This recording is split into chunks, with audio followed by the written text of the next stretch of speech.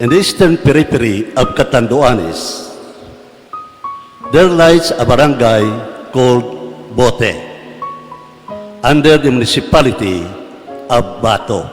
It has a story to tell. One day, a man went fishing. He put into the deep his net and caught a handful of fish. Found in the net was a small capiz shell. That's the one being used in making window pane. He threw it away and then put into the deep again his net.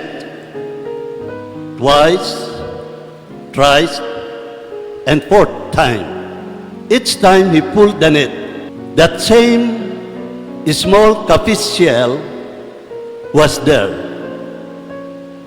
So the man, or the fisherman, decided to take it home. Having noticed distinctive lines on it, he found it so much value. He placed it in his trunk, sa baul. At night time, the fisherman noticed that something bright inside the trunk. He opened it and found the small capiz shell shining. He then placed it on the altar. As the days passed by, a small capiz shell keeps on expanding. It becomes bigger and bigger. And an image of a woman on her knees increasingly become palpable. Today, that small capiz shell has doubled its original size, and the image appears to be more palpable and boasts that it stands out in relief. The people in that barangay claim that the image is that of Our Lady of Annunciation, Mary on her knees praying. That's why I invite you to go to Catanduanes and see it by yourselves. That shell becomes bigger and bigger with that image of a woman praying on her knees. Mary is a beautiful woman.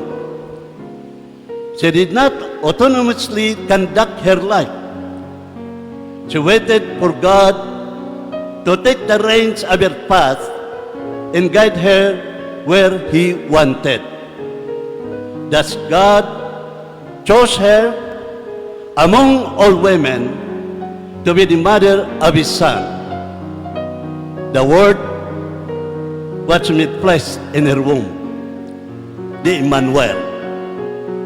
Thenceforth, Mary accompanied Jesus' entire life in prayer, right up to His death and resurrection.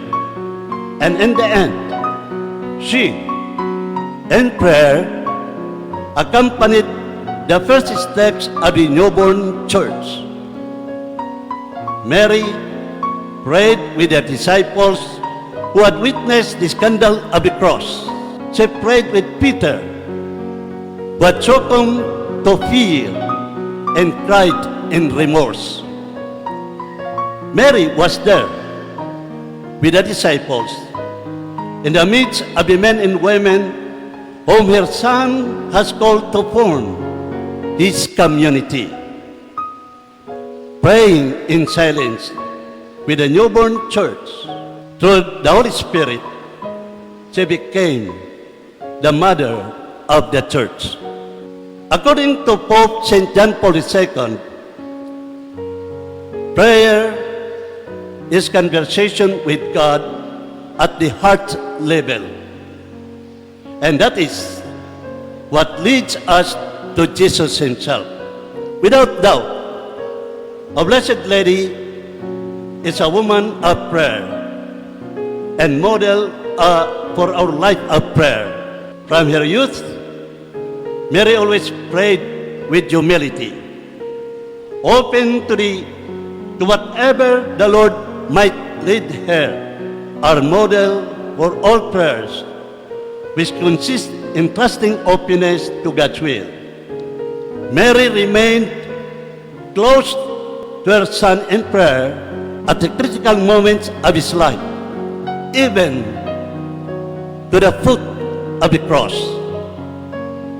In the joy of the resurrection, she prayerfully accompanied the newborn church. The Mother of God thus became the mother of the church.